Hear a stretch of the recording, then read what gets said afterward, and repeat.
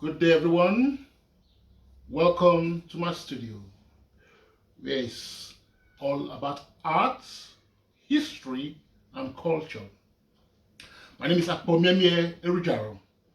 If this is your first time, you're welcome to my studio. If you're returning, even better. Fantastic to have you here today. Today, we're going to talk about the I've promised this one for a while now.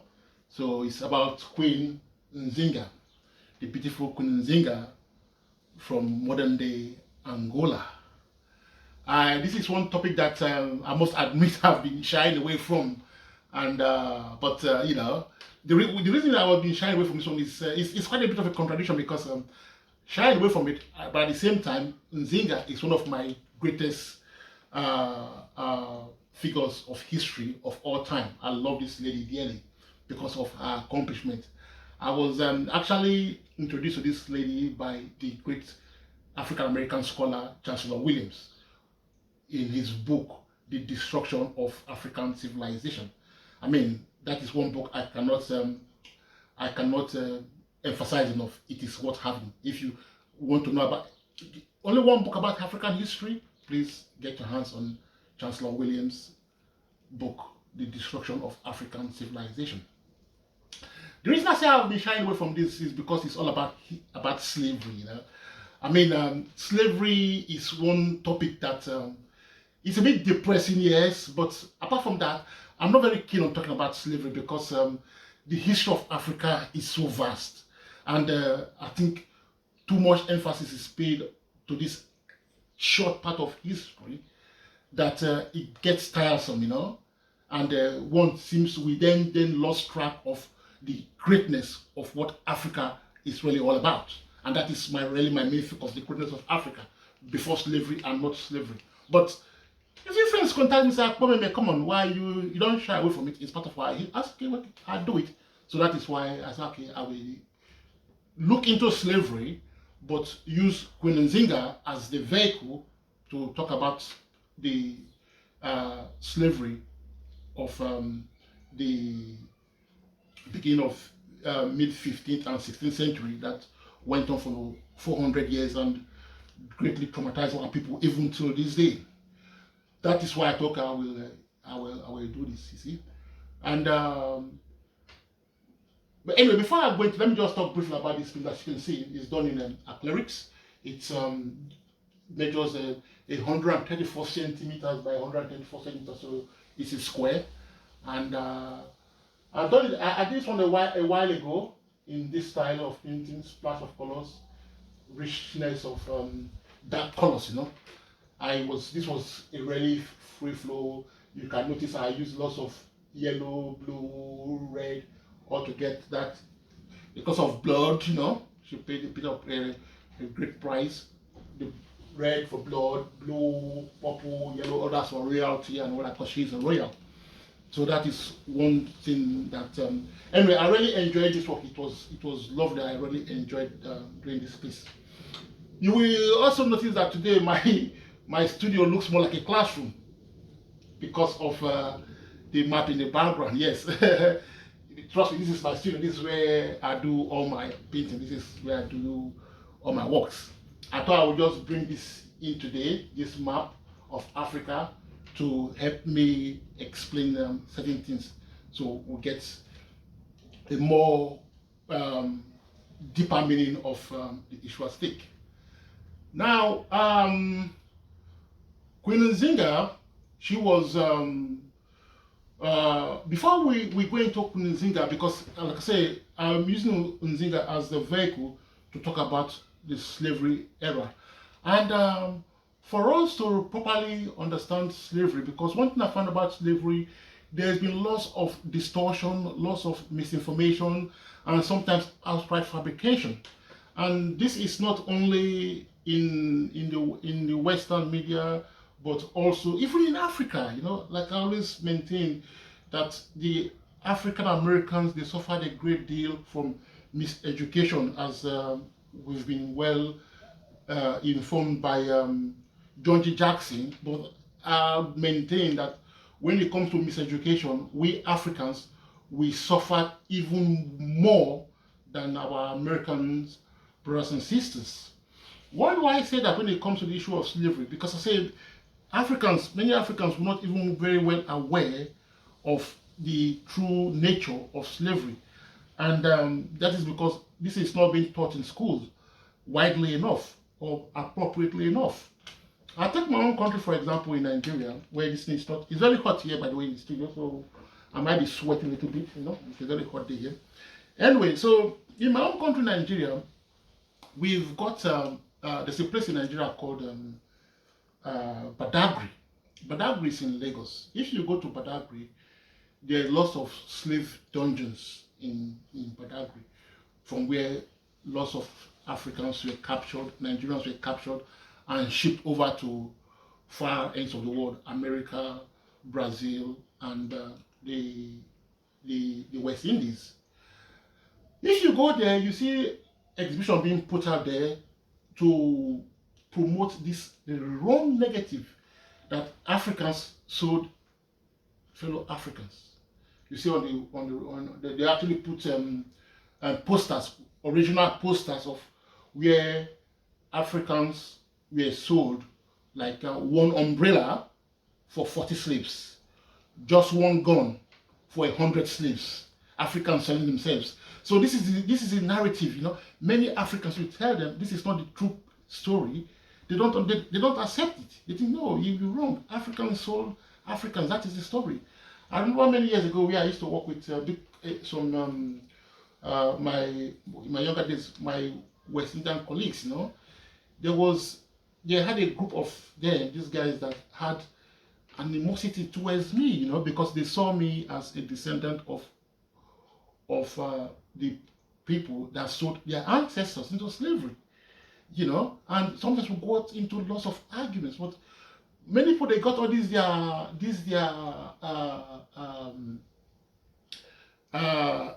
narrative, I should say, from television, sometimes from movies done by the Westerners, and even when a book written by one of the greatest books on this slavery issue was the book by Alex Haley, Roots, where he tells the story.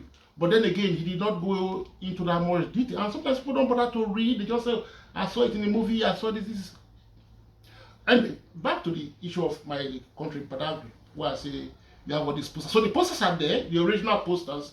You see maybe 1842, 1890, 1850, like that, all there, So did Africans sell fellow Africans? Yes, it's true. Did one umbrella go for 40 Africans? Yes, it did. Did 100 slaves go for just a single gun? Yes, it did. That is the truth. But you see, like John Henry Clark always said, and people like Hazel Hilliard, proper historians, one thing they always maintain is that when telling history, you must get the chronology right. If you don't get the chronology right, what you're saying might be true, but because you're saying it from the wrong standpoint, you mess things up. That is what the West does. When you talk, for example, we talk of, always remind you of Kemet, ancient Egypt. Many a times the history of Kemet is always being told from the Roman Greco period, whereas that is not the beginning. If you want to get to the beginning, go, as the word implies, go to the beginning. So we have to get to the beginning to understand properly the whole issue of slavery. Now, when I say the beginning, what is the beginning? We have to go back to the world, the state the world was in the 15th century. 15th century, 16th century, what was the world like? Now, all around the world was, people in different sections of the world were progressing at their own pace. The Indians were doing their thing, they were progressing their own way. The Chinese doing their thing. Those of Western Asia, and Clark always reminds us, mistakenly called the Middle East, the Arabs, they were doing their own thing. We in Africa, we were also doing our own thing. Now, back then, Europe, we were doing their own thing, but The case of Europe was a bit different from the rest of the world. The Europeans went through a phase they call the Dark Ages. When Europeans talk about the Dark Ages, they sell it as if the Dark Ages was dark for everybody. No, it was not dark for the whole of the world. It was the Dark Ages for Europe. The Europeans were going through a terrible time. And that is why we have to understand, and I say to understand slavery properly, we have to understand who the enslavers were, where they were coming from, what was their mindset, and how did these people view life, viewed nature, what was their mindset. So when we look at it properly, so we look at Europe now, to really get this thing properly, we have to now go back to Rome, because back then Rome was the center where what will we say? Well, back then they used to say all roads lead to Rome. That is because Rome was more or less the center of the world. Everything happened in Rome, and then Rome, their time ran out. Like great empires do fall, and the Roman Empire actually fell. Rome did not fall because it was so vast. Rome did not kind of collapse in one go, but the collapse of Rome was, you could say the collapse of Rome was in sections, but the final straw of Rome came when Constantinople was overrun by the Ottomans. Once the Ottomans captured Constantinople, the whole thing just came down like a pack of cards. So Rome, Roman Empire, then had lots of difficulties, lots of challenges.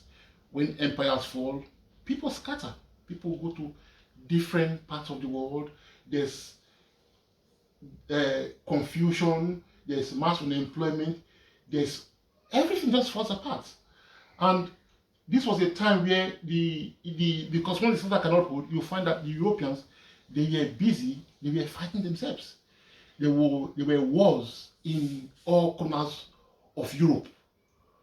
The English was fighting the French was fighting the Spanish was fighting the Dutch were fighting the Swedes. I mean, if from 1455, once this thing happened, you saw chaos.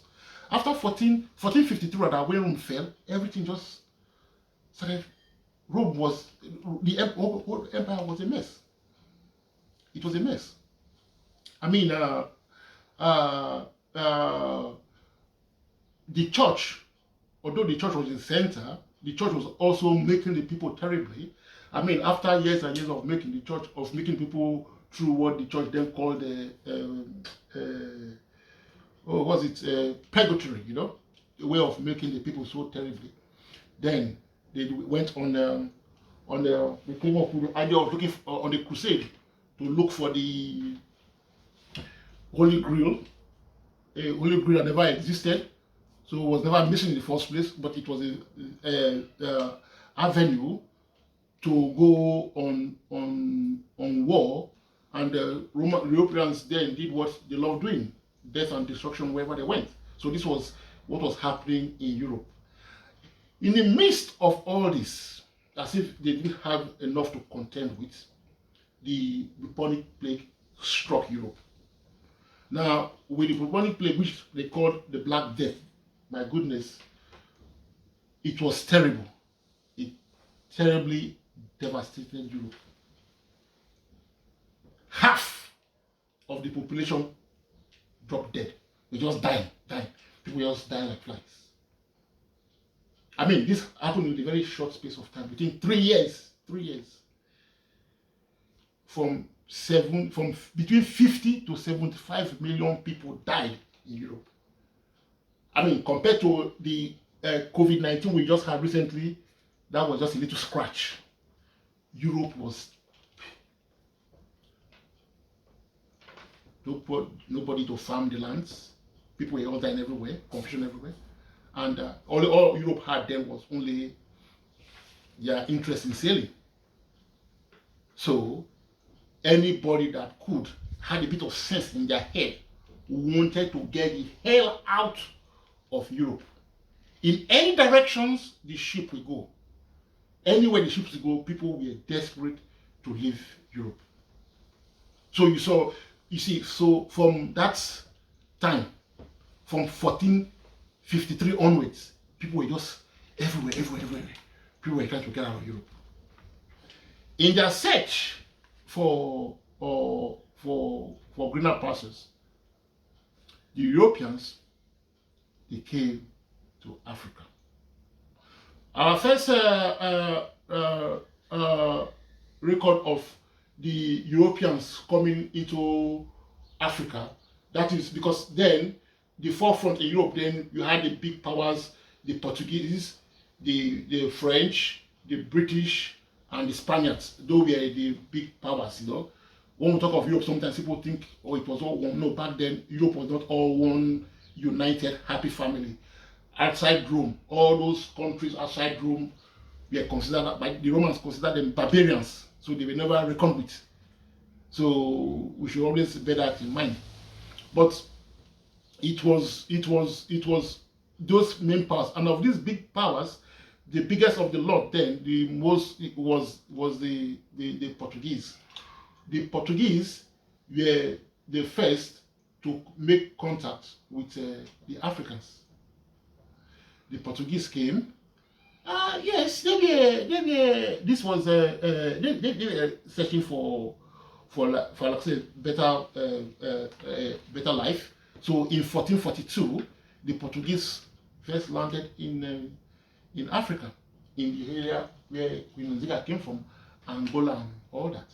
The Africans welcomed them well, treated them well, and the Portuguese, I think they were taking their time to study the Africans. And in time, they will begin to enslave the Africans. This is something the Europeans seem to do, where hospitality is perceived to be weakness. And I mean, we get this from the diaries of Columbus. Columbus, when he went to Hispaniola, modern day Haiti and the Dominican Republic, the people welcomed him with open arms, with gifts, gold, food, everything. In his own diary, he wrote, these people are so simple. Even if you get the sword, they might cut themselves by holding the sword from the wrong end. They are so simple. With a handful of men, we can capture the lot of them and enslave all of them. So you see the mindset. I mean, you have been welcome, and then you say, oh, these people are foolish, I'm going to just enslave them. So that was the mindset of the Portuguese when they came to Africa. The Africans welcomed, they treated them well. And from that, for 1442, the Portuguese came. On their way back, through trickery, they captured, I think, about 40 Africans, which they took to Lisbon, because they betrayed the hospitality and trust of the Africans. I mean, John Henry Clark used to say Africans are sometimes, how did he used to say? He said Africans are a bit naive, in the sense that Africans never questions the intention of the stranger. We always welcome the stranger, open up. But that is African nature. The African man has nothing to fear, so he thinks everybody is like him. He doesn't want to harm anybody, so he thinks, oh, if I don't harm, why should I not welcome him if he's a stranger to my land? For those of the Abrahamic faith, let me just dive into the Bible just to give you an idea of this thing. If you look into your Bible in the, I think, the book of Genesis, where we had Abraham sitting outside in his porch, and 3 strangers came into his premises. And on seeing them, Abraham welcomed them in, and then before anything, he offered them water to wash their feet, quench their thirst, and ordered for food to be prepared for them. These were the 3 men that will go on to destroy Sodom and Gomorrah. Now, why do I will mention that? Because that is African. Sheikh Ante Diop tells us there's a commonality of African culture. We all have something similar all over Africa. Now, I am saying this because what we saw Abraham did there, that is not European. There is nowhere you go in Europe where somebody comes into your house for the first time, without question, you welcome them with food and drinks. It is not the European way. Any European, I challenge any European to tell me otherwise. It is not the European way, but that is African. That is a typical African way of hospitality. I'm a Nigerian, I'm a Robo. In my Robo culture, that's what we do. If you go to the house of any Robo man, respectable Robo man, once you step into his house, the first thing he will do, he will offer you drink, cola nuts, and a bit of money as a token to welcome you into his house before he asks you any question. And the Robo man will even go further than what Abraham did. With the drink, he will ask you, please accept this, my token of welcome, and also pray for me and my household. So you see, the guest now comes now. He doesn't know the guest before. He offers the guest drink, and the guest says, okay, pray for me and my household. Then we drink together and say, so now what is the mission? Then we discuss. That is what we do even till today. And I'm sure that is a common practice in many places of Africa, which is not European. The reason I say this is because many parts of, in my country, in as much as we have many of all these traditions you see in Africa, which you find scattered all over the Bible. From something as simple as reception to marriage, inheritance, lots of things. I say this because in my country, Nigeria, we have some fellows, I feel sorry for them, really. They say they are the lost tribe of Israel because they see some of all these practices, forgetting that this is something original to we Africans. The Hebrews copied it, and some are going to the Bible because of lack of information, miseducation. They say, oh, we are lost tribes of Israel. You are copying people that are copying you. Anyway, let's not do it much about that. I just want to just show what John Henry Clark was saying about we Africans is our nature. So this is how the Portuguese were welcomed. In many parts of Africa today, when the Europeans came, oh, today, you want land? They give the Europeans land to farm, but years to come, the Europeans will come and claim the land, so it's theirs. That's how you see in places like Southern Africa, you see one man has 10% of the population has 80% of the land. Anyway, let's not go into all that, but that is just what it was like when the Europeans started coming. Anyway, the Europeans came and then they took their first set of slaves back to Lisbon. And there you see that was where we had the steady spread of slavery into the world. The steady spread of slavery. In that time, like I said, there is always conflict among the Europeans, fighting among themselves. What happened then? You had because the Spanish and the Portuguese, they were always fighting for space to take the high seas, for trade, and they had a problem, and they went to the Pope. At that time, remember that the Pope was the ultimate authority. The Pope never had his own army, but because of the way people have been conditioned religiously, the Pope was the spiritual head and had also moral authority. The Pope was the ultimate power. The Pope gives orders, and kings with armies will obey the Pope. The Pope was that powerful. And Europeans back then were trained, should I say trained, or were conditioned not to challenge the Pope. Whatever the Pope says goes. So we had a case where Spain and Portugal had problems. They went for arbitration to the Pope. The Pope said to them, this was Pope Nicholas V. This was in 1455. Why are you two Christian nations fighting amongst yourselves? The world is big enough for you. You, one take the east, one take the west. you are authorized to reduce to servitude all infidel people, all non-Christians. You are free to enslave all non-Christians. So this was a directive that came from none other than the Pope of the Catholic Church. And once that order went, it was as if it was free for all. The Europeans, they came to Africa and they went criminally insane. We talk about the First World War, Second World War, but I think that is actually not very correct.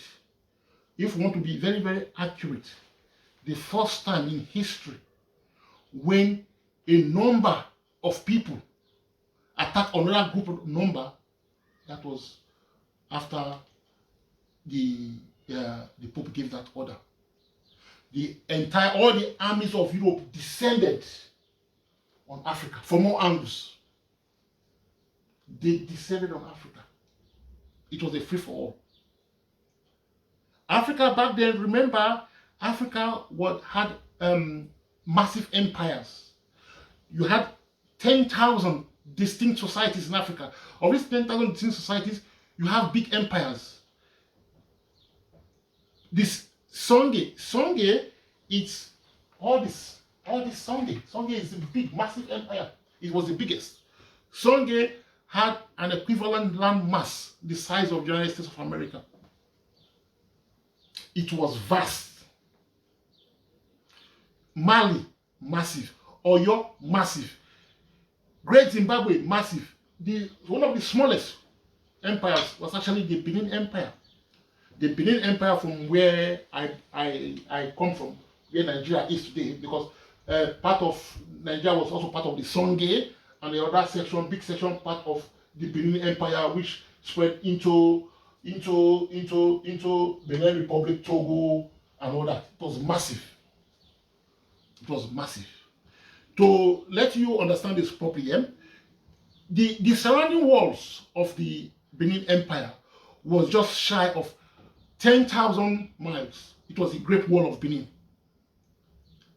Give or take, some people say one or the other, but some people say it's longer, some say it's slightly shorter, but comparatively to the Great Wall of China, that was Benin.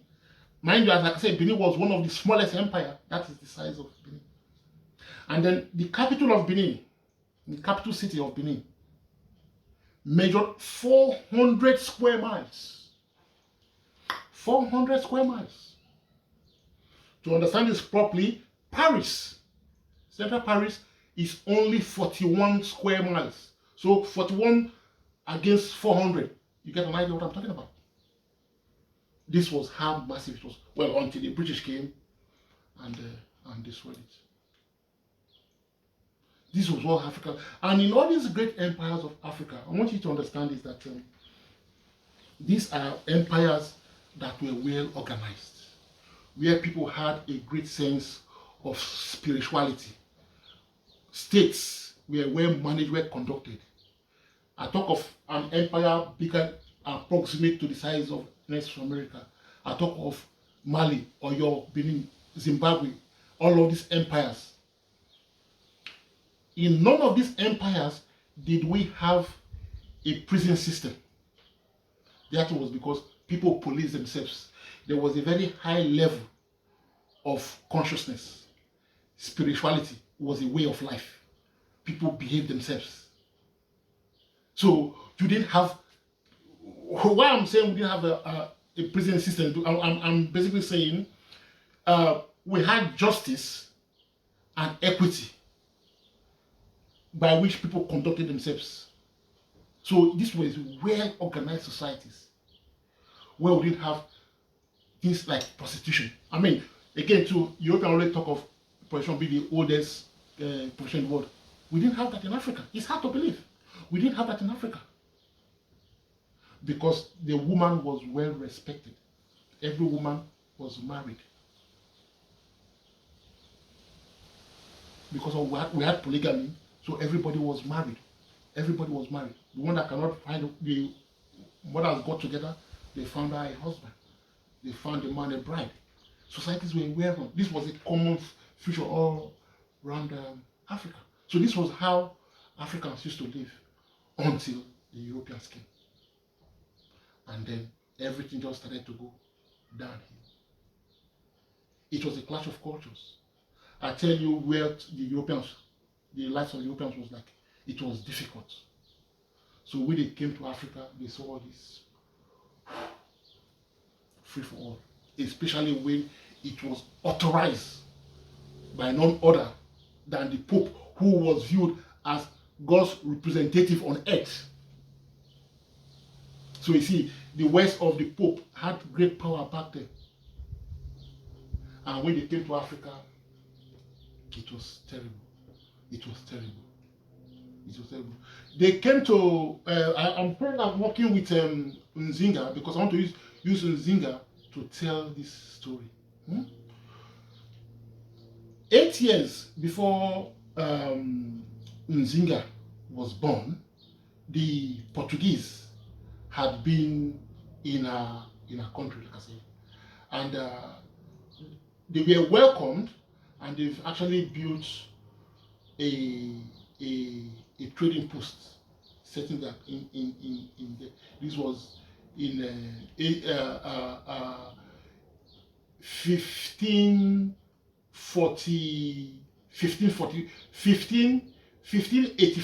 1575, thereabout. They built their first trade post in Luanda. This is Luanda there. They built a trade post in Luanda. They've been trading. So like I said, the people then welcomed them well, and there was a bit of a cordial relationship at that time, because Nzinga, when she was born, our father had a good relationship with a Portuguese priest who, because of that trading rapport, this priest was the one that he taught the young Nzinga to read, educated her basically in Western education, to read, write, and speak Portuguese fluently. So Nzinga was well educated. So you see, there was good relationship at that early stage where the Portuguese was trading. But as time went by, the Portuguese, they started revealing their true colors. They started capturing the people of the kingdom. By the way, this is Ndongo and Matamba. That is the name of the kingdoms, then capturing the people. So that was when problems started brewing. Apart from her education, Nzinga, she was very boisterous, and I really loved her. So she was given military training. So it came a time where she was actually accompanying her father on military battles. This young child, so she was well, grounded in things of that nature. And most of all this was where the father trying to fight against the Portuguese for this enslavement of their people. So it got lots of problems and all that. When the father died, Nzinga's brother, who was heir to the throne, called Mbandi took over the throne. Mbandi, his accession to the throne was a bit nasty, because in truth, he was a nasty piece of work. He was a very insecure person and very suspicious of everybody. So he did a great purge where he killed lots of people, to establish himself in the throne. And one of the people his vindictiveness touched was Nzinga's young son. He got him killed as well. People that was potential threat to his throne, he took them all out, and actually also forced Nzinga and her two sisters to be sterilized. So, I mean, let's not go into that because there's too much. It would take too much time. And anyway, there's enough intrigue, vitriol, and all nastiness to give any movie maker enough material to work with. Anyway, that was how it was.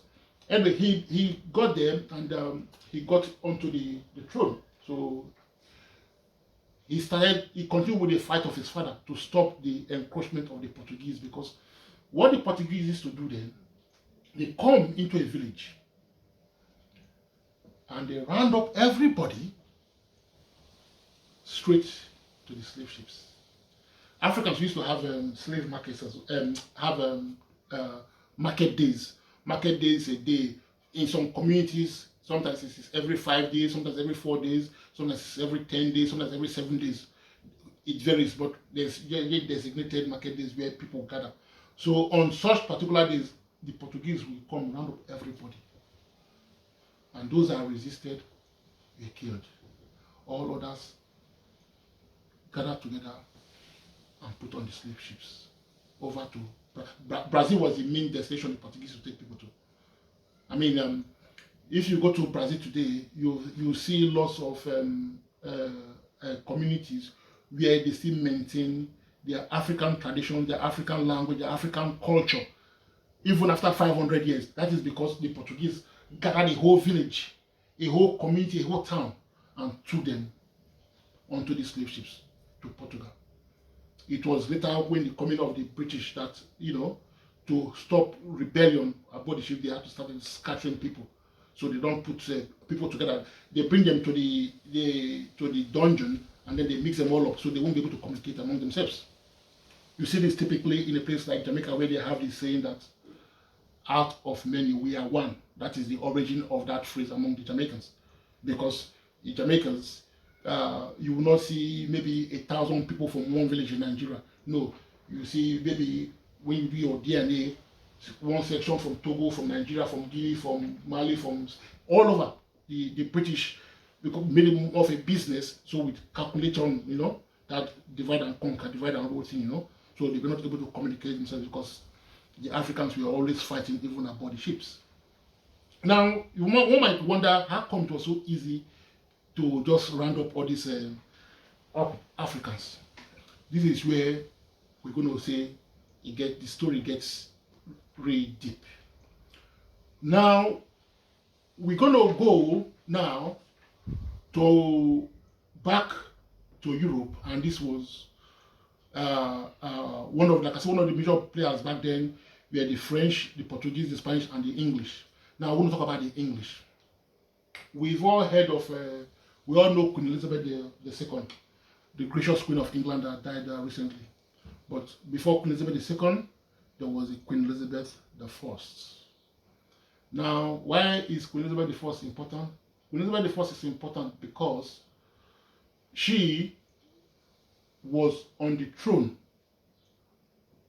at the time Nzinga came on. Before, I'm going a bit too fast for myself now, but let me just explain a little bit. When the Nzinga brother came on, Nzinga brothers took the throne after killing all people he thought to be his opponents. He was fighting the Portuguese. Now, the Portuguese, with their heavy firepower, they overwhelmed him. Overwhelmed him terribly, he could not cope. So, knowing the brilliance of Nzinga, he contacted Nzinga to sue for peace. Say, please come to my help. Knows Nzinga's military expertise and Nzinga's ability to speak and communicate with the Portuguese properly. So he invited Nzinga in, and then Nzinga graciously accepted for the greater good to come to our brother's assistance. So with the help of Nzinga, lost kingdoms, lost territories in their kingdom were recaptured. But still, the firepower, because when the Portuguese saw the fighting of the people of the kingdom Ndongo and Matamba, they brought reinforcement from Portugal to pounder these people. So it got to the stage now when Nzinga brother said we have to go for peace. So he sent Nzinga to go to the Portuguese on a peace mission. When it came to a stalemate, nobody will back down. So this part of the history that historians like to remember how that all went. Nzinga, because the Portuguese, they had their court, they were ruling from Luanda. That's Angola there. They were ruling from Luanda because of the coast. So Nzinga now went to she got together a big entourage to go with her. She was dressed in all her African garb with feathers and everything, Yeah, she was royalty, so she had to not just go there to talk the talk, but she has to look the role. So she went there with her entourage and all great flamboyance, pomp and ceremony. Now, when she on their way to Luanda, because they came from the internet, on the way to Luanda, this must have had a great effect on Nzinga, to see all the devastation where the Portuguese burned down so many villages, destroyed so many places. It was terrible, horrible sight. But she had her head up high. She was going to carry on the mission. Mind you, before she went on the mission, she said to her brother Mabandi, I will go and represent you, but I need you to do me 2 favors on 2 conditions. I need the authority to speak on your behalf. So whatever I say has to stand. Also, I need your permission to be baptized as a Christian, to take on the Christian faith. Okay, the brother accepted. So long we can stop this enslavement of our people, go ahead. He gave her a blessing. So she went to the Portuguese. When she got to Luanda, the Portuguese played a silly game, wanted to humiliate her. They got her into the hall. The Europeans, they sat in the, like a semicircle, looking very, very important in a foreign country. And then a mat was spread on the ground, implying that she should sit on the floor. Nzinga just met one of her aides. The lady beautifully came on all fours, because you're not going to let you people humiliate our revered princess. There was an envoy from the king. Wanted to sit on the floor. Anyway, she sat on the back, because she made herself into a chair. She sat on the back of this her aide, so she could be eye to eye level with this new governor that was in town. By the way, this new governor, his name was Luis Mendes de Vascololi. Louis Mendes de something like that. I can't remember what I've got his names. Anyway, let us call him Louis Mendes, yeah, for easy purpose. He was a new governor in town, came from Lisbon, and he was very ambitious and he wanted to make his mark. And this guy, all he really wanted to do to make his mark was to reduce the whole kingdom into servitude. Ship everybody over to Brazil. That was his business, that was his concern. But in Nzinga, he met his match, a difficult negotiator. They went back and back and back and back. I said Nzinga requested that she should be allowed to convert to Christianity. For me, that has to be one of the crucial. We should take that very, very seriously. Because, like I said, remember, Nzinga was educated by a Portuguese priest, so she understood the Portuguese. And I think she was, one thing that I think is very fantastic about this woman, she had come to understand the Europeans. The Europeans, they claim to be Christians, but everything they do, there's not a Christian about it. So she understood this, because they use Christianity. For the Europeans, Christianity has always been a means to an end. They use Christianity to soften the people. So they come with all this philosophy of turn your right cheek and don't worry about this, you have your reward in heaven. After we've murdered you, we've raped you, we've looted you, don't worry. In heaven, there's a room specially waiting for you, and you're going to be sitting there with God and having a wonderful time, like we see in all these Jehovah's Witnesses today, all their leaflets. Special. Anyway, she asked to be converted to Christianity in the hope that she will get a good deal. Yeah, and then she did get a good deal. Part of the good deal she got was that you Portuguese, you have to get out of Ndongo and Matamba, get out of our kingdom. And then all these your forts, because they built forts all over the hinterland of Angola, forts everywhere. All those forts have to be dismantled and you have to get out of the place.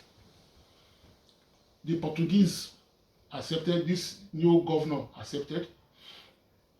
And then in return, she said, okay, I'm going to be baptized. So she publicly, she had converted to Christianity and publicly baptized. There was lots of ceremony, hoo-ha about it. And the officiating priest then renamed her, what was that name they gave to her again?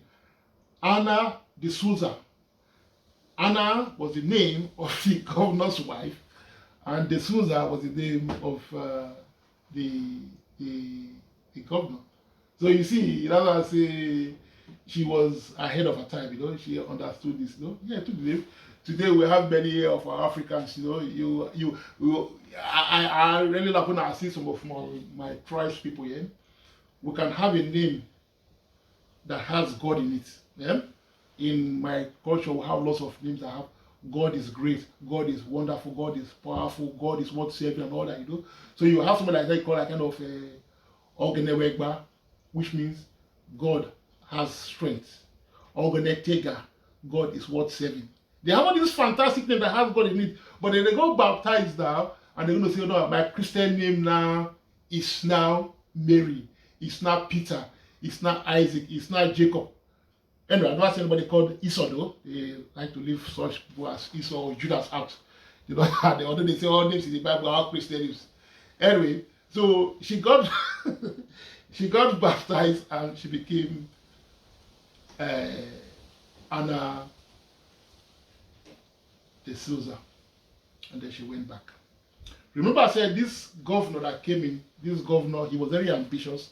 He wanted to make his mark. So after a short while, they could not, because they wanted to just be filling our ships, you know. He could not hang on anymore. He went back on the deal and then returned back to enslaving the people. This is what they were doing, enslaving the people. So the whole thing. And the brother, the king then, Mabande, he tried to fight back. But more reinforcement came from Lisbon and they just overwhelmed. the brother then fell into depression. It was terrible for him, you know. He could not cope. So he started giving Nzinga more leeway to run things. So, and because she was a soldier as well, you know, so she took charge of most of the things. But the brother, the king, he could not get out of that depression. To just see his whole kingdom just collapsing all around him. He eventually died under mysterious circumstances. Some historians say he committed suicide, you know, because sometimes that's one of the way a king goes, you know, honorable death, just to, you know, take their own life. But some say he was poisoned. So anyway, let us know. There's too much about Nzinga. We cannot, you know, go too much about that. But the brother then died. Then Nzinga then stepped onto the throne. Nzinga's accession to the throne, like her brother, was also with lots of drama and all that. Lots of people died and all that. And she got the main thing that she then got onto the throne. And then continued the fight against the Portuguese. At this time, she was now 85 years old woman. So she's not this young princess anymore. She was now a woman. But if I may say, this painting, I got this. There's a painting you see of Nzinga that was done centuries ago back then, and of about her age, 85 years old. So what I did, you know, because I wanted to start from the beginning, I did this painting of her as a younger girl. So this is the young princess Nzinga. I used from that image of the established one, I was able to make her young. So this is the princess. So this is the princess, but at that she got to the throne, she was 35 years old to rule her two kingdoms. But like I said, the firepower from the Portuguese was so overwhelming, you know, because the part of the earlier deal she made with the governor that kind of, I'm not a captured kingdom, so I'm not going to pay you any taxes, I'm not going to give you any tributes, I'm not going to give you any slaves. That was what the grounds on which she stood. But because she was now being overpowered, she was actually forced to be supplying slaves to the Portuguese. Yeah, she was supplying slaves to the Portuguese. But these Portuguese were insatiable. What was given to them was not even enough. So it got to the stage Nzinga said, hell no, I will fight you people to the end of the world. So that was when the fight really got into another level. The fighting back and forth. Now, I mentioned Queen Elizabeth the First earlier on. I want us to please consider this point here, because at the time Nzinga came onto the throne, one of the most powerful monarchs in Europe then was the Queen of England, who was Queen Elizabeth I.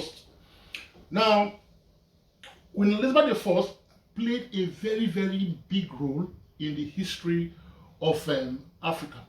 I want us to please remember that. This history of slavery in Africa. Now, Queen Elizabeth I, if I might remind you, she is the only daughter of King Henry VIII.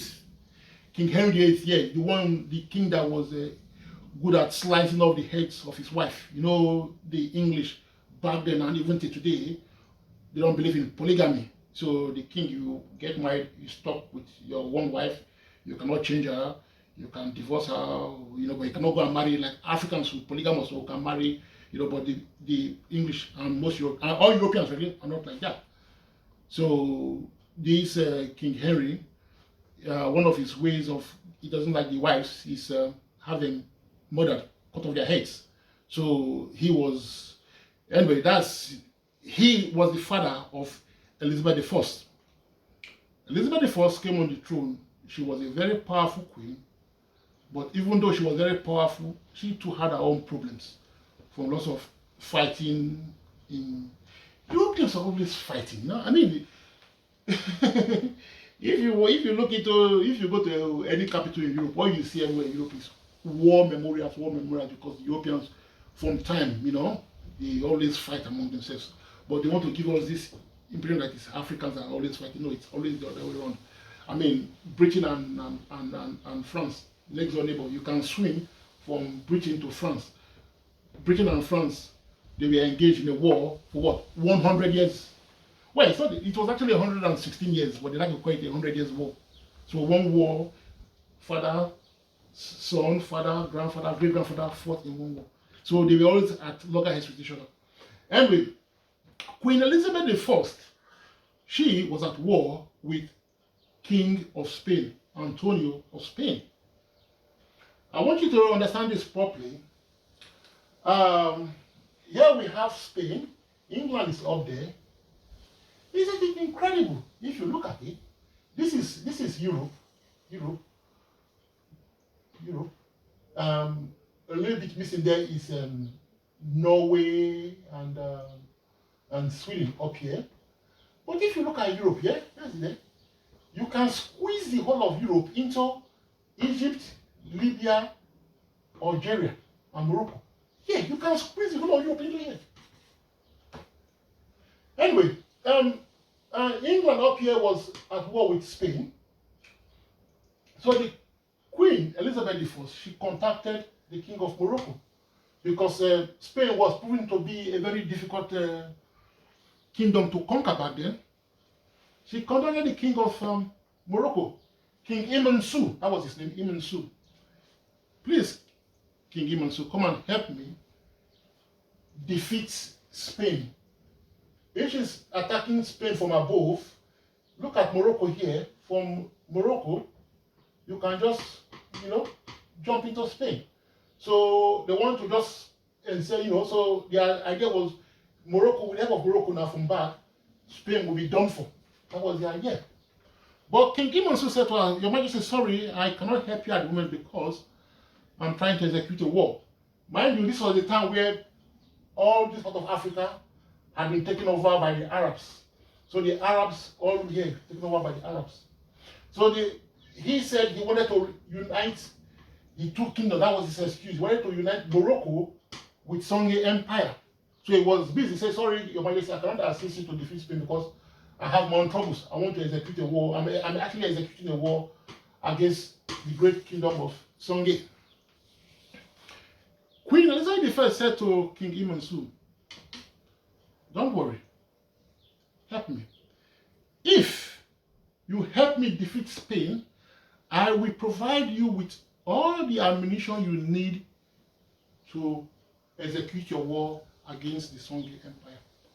Remember, like I said, Songhai was the biggest empire back then, most vibrant empire. After he was persuaded, joined the Queen of England to defeat Spain. He was given all the ammunition he needed. And once that happened, remember, Africans, that was what the Portuguese had against Angola as well. Africans, we've never had that kind of firepower. Heavy mortars that explode, guns, things that explode, and we take up a whole group of people. Africans never had that before. Africans just used to fight with bows and arrows. This was like, so with the ammunition coming from Queen Elizabeth of England, it was the defeat of Songhai just fell. It was a walk in the park. Songhai just crumbled. They've never seen that before. That is like the mortars provided by the Queen of England. That would be the equivalent of the atomic bomb. Remember when the atomic bomb, Americans dropped the atomic bomb on the Japanese? The world has never seen that kind of thing before. That kind of massive destruction. The world has never seen that before. So in case of the Japanese, where you have the kamikazes that are willing to die for king, for their emperor and country. But even the emperor said, please, we've never seen this kind of thing before. That was the same thing the Africans encountered in Songhai Empire. That amount of destructive force, Africans never seen that before. And with all those little mortars and small ammunition was what they used in Angola for many years. So when this has happened, Songhai collapsed, you can see. If America falls, God forbid, you can imagine what the knock-on effect will have in the whole of the Americas, Canada and South America. So Africa started spreading. So and with the impunity given by the Pope, reduced to servitude, to slavery, all non-Christian people, Africa started to spread. So all these big, massive empires, one after the other, started collapsing. So Europeans will come, round up, like I said, a market, round up everybody, anybody that moved, you killed. You killed. That was what happened to the Africans. There was just senseless murder. Everybody just kill. The Portuguese now, they've got their stronghold in Africa now. From Angola. I don't understand maybe the geography. Maybe somebody that understands high seas might understand it better. But for some reason, they chose Ghana, the Portuguese. They chose Ghana to build their biggest fort. I will explain this now properly. This is called the Emino Castle. I prefer the name a lady called the American woman call it the Emino Castle Dungeons. Because when you call it a castle, it gives it a very flowery name, No, it's Emino Castle Dungeons because it was a place of hell. Now, the Portuguese came to this part of Ghana here, close to Kumasi, around here, where they built their castle. They call it castle then, here. How did this happen? Back then, in this area, there was a king called King Nzinga. The Portuguese approached King Nzinga in 1482 and said, we want to build a castle. King Nzinga said to the Portuguese, no, you guys, you used to come, you used to trade with you, we buy your stuff, you go away. Let us maintain that relationship. You don't have to come and build a trade post here. In any case, what you're asking for, the size you want to build your trade post is too big. Can't give you that, Come on. It's too big, we cannot give you that. That was when the Portuguese revealed their true colors. This European said to King Nzinga, whether you like it or not, we're going to build our castle here. If you do not allow us, we're going to destroy your kingdom, kill everybody, and we still build our castle here. This was how the Africans were treated at all times. Whether you like it or not, we go and they see what the Europeans can do. I mean, down the line, if we might even go down the line, even same in Ghana, that was King Prempeh of Ghana as well. The British said to Prempeh, we want to take over your kingdom. Knowing what the British were capable of, what they've done in the past, King Prempeh volunteered. He came out of his palace with all his ships in his royal regalia. Said, okay. He genuflected before the British commander that had his big guns, everything outside his palace. Okay. I'll happily give you my kingdom if it's going to prevent bloodshed. Don't kill my people. I'll give it up. I'll go on exile. You know what the British did? The soldiers, they forced the king, Prempeh, down on his knees, pushed him down on his knees, forced him to kiss the boots of the commanding British officer. I mean, just to humiliate the king. Thereafter, they threw him into the dungeons, amongst other slaves. I mean, this is a king whose lineage goes back to thousands of years. I mean, his lineage goes far back than any of the kings in all Europe. Yet, they found the need to humiliate. So this is what the Europeans were doing. So in the case of King Hansa, you have to allow us, well, we go, what can the king do? Never seen that kind of destructive force before. So the king agreed, and then the Portuguese built their castle in Emina. And from there, all the slaves now, including, just imagine it, this is Ghana here. So although there were slaves coming from other places, like kind of in all over this coast here, the Europeans, because everybody now was not having their own different forts now, the British, the French, all of them, you had about 46 forts in just this coast here, 46 different forts. But the one in Ghana was the biggest, massive. They built a fort there, and all this, when they capture all these slaves, they walk hundreds of miles, thousands of miles. Bring it. Yeah.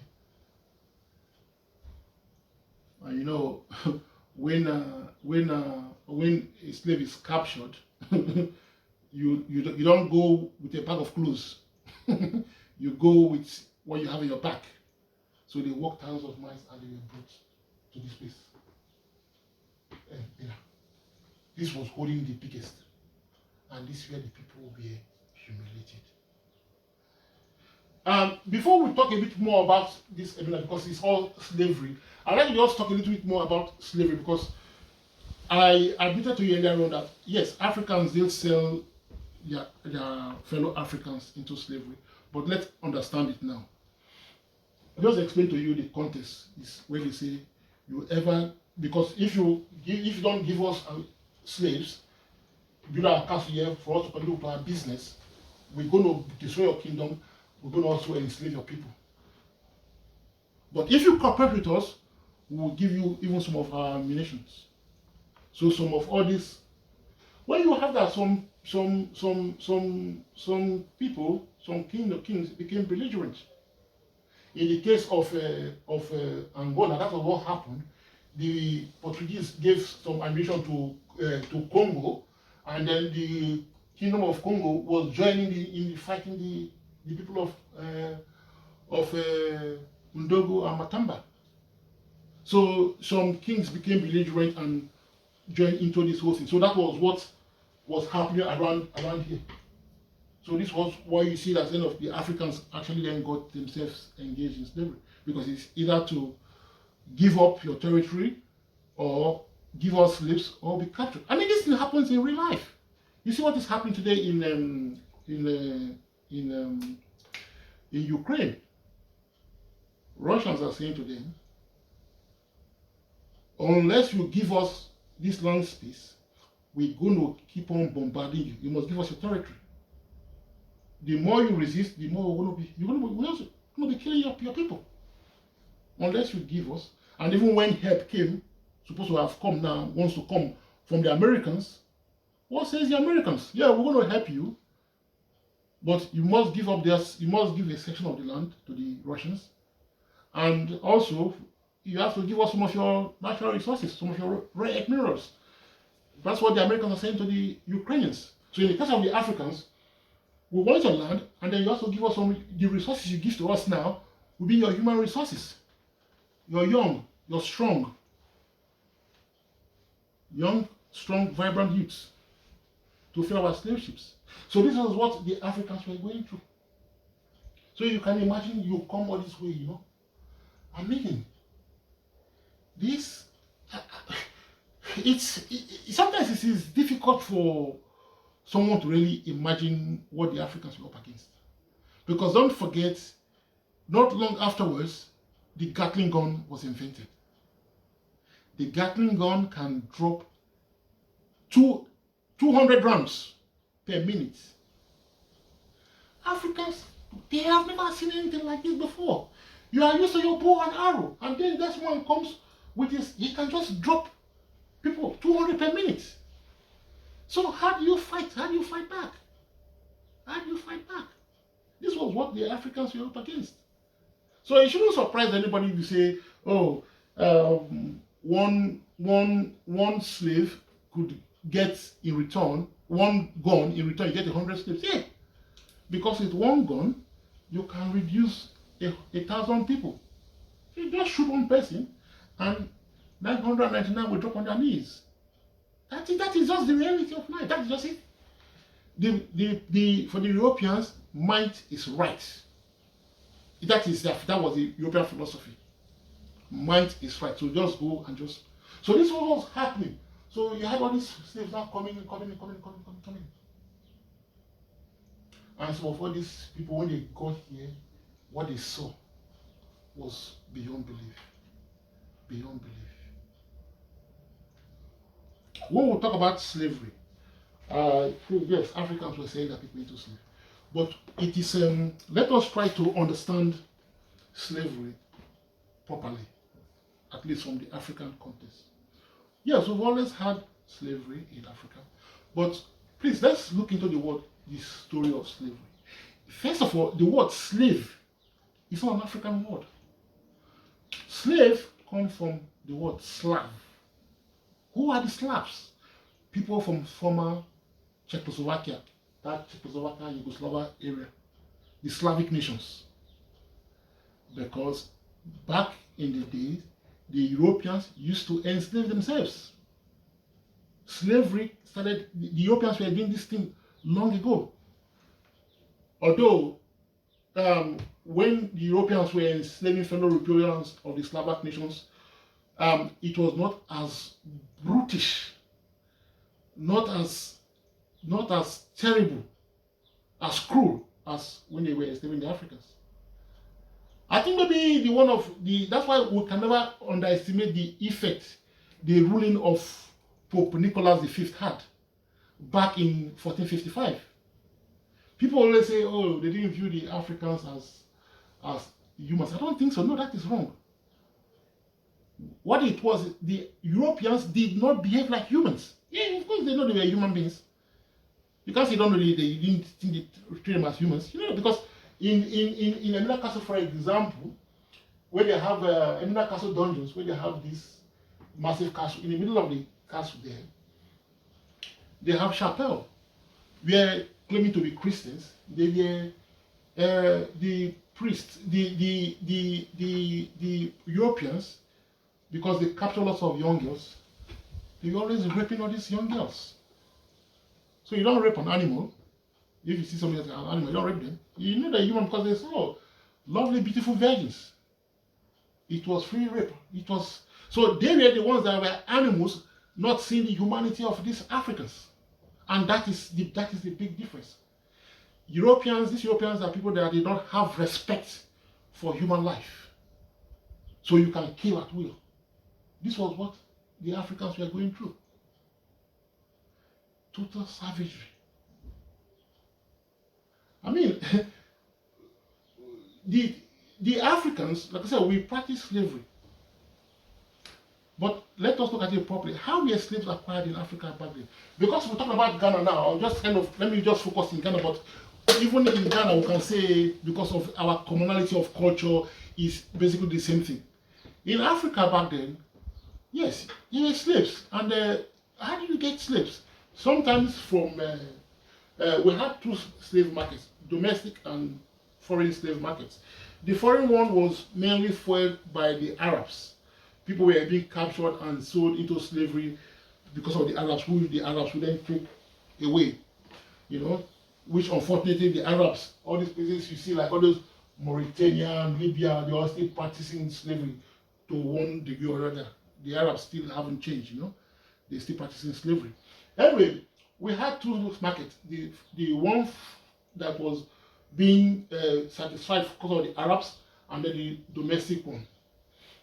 Now, how do you get a slave? Sometimes when two rival kingdoms clash, they fight, and then they captured prisoners of war. Really, you become slaves in the side of the victorious kingdom. We also had cases where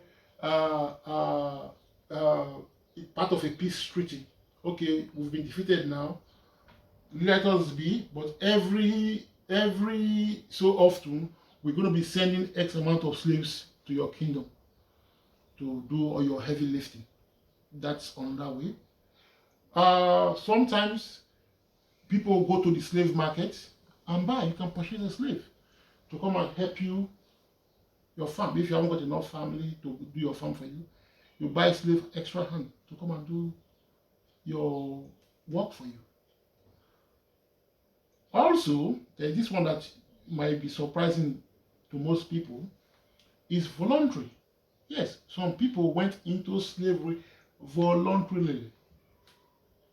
You volunteer yourself into slavery. How is that done? I'm owing Mr. Joe Blocks a whole lot of money. I cannot pay back. What can I do? There is nothing to that I cannot pay back. So sometimes, okay, I got take one or two of my children to be your servant, be your slave. Take my children to be your slave, so that I'm sending my own children out to slavery. Or let me go and be your slave for X amount of months. After that, I come back. Once the debt has been satisfied, I come back. That's another way of slavery. And on occasions, a man can even go and buy a slave girl. Go to the market, buy a slave, and then she becomes your wife. Just like in the case when you buy a slave to be your wife, that one, the marital rights is done differently because this is somebody coming from a lower status now, so it's done differently. So sometimes maybe it's a case where the man has more than one wife, so otherwise he marries other wives, or he hasn't got a wife at all, he can marry a wife. So that's how you acquire slaves back then. Now, what is crucial, why I say we should consider this properly, is our understanding of slavery. The Europeans, they practice it, but they called it feudalism. That's just a way of sugarcoating it, but it was also the same thing. But in Africa, there's a way you treat your slave. That is the difference. Slavery in Africa back then, you had certain rules that regulated the whole trade. Crucially, a slave has to be treated like a member of the family. You don't say because this is my slave, I'm going to, put a chain around their neck, or a head brace, or clip their lips so they cannot eat, or work them from morning till night. As the Americans say, from no see to no see in the morning to no see at night. You cannot do that. A slave must be, you don't put a slave in a dungeon. A slave has to be housed. A slave must be clothed, must be fed, must be well treated. You have to treat a slave like a member of your family. Yeah, discipline your slave, but you can't say because the slave is unwilling, I'm going to beat the slave to death. You cannot do that. As a matter of fact, in African kingdoms back then, before the coming of the Europeans, the only person that have the power of life and death over any other person is the king. Only the king can pronounce life or death. And you can say, because it's like, oh, beat him to death. You cannot do that. You cannot do that. Even in the further back dark days where people used to do human sacrifices, the human sacrifice has to be pure.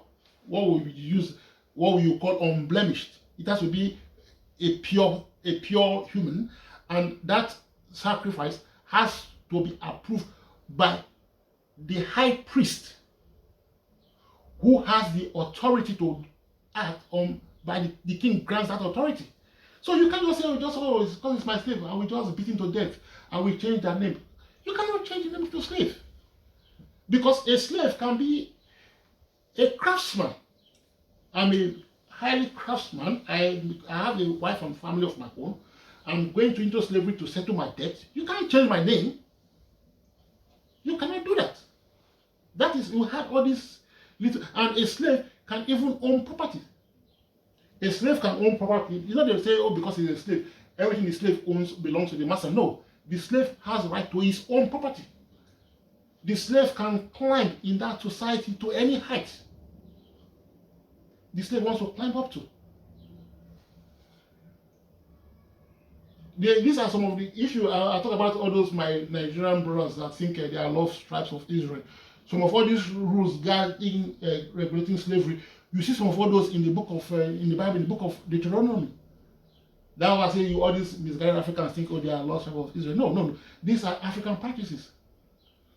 A slave, after the slave has fulfilled their obligation, they can return home, or they can decide to stay. But crucially, the slave, you have to treat the slave like a human being. The slave can have property. That slave can climb. I give you a case in point now, right? This is in my country. Again, too, whenever I talk of Nigeria, please always know that I'm saying so because of the size of Nigeria. We have a quarter of the African population. And because of, like Chancellor tells us, there's a commonality of cultures all over Africa. That's why I always use Nigeria, not because I'm a Nigerian, but although because I'm a Nigerian, I can speak more authoritatively when it comes to Nigerian practice. So that's why, as well, that goes into it as well. So in Nigeria, we have a kingdom called Opopo. Now, I want you to please consider this very, very well. Opopo is very, very crucial to what I'm going to explain when I'm talking about slavery now, right? In Opopo, we had there's a young man.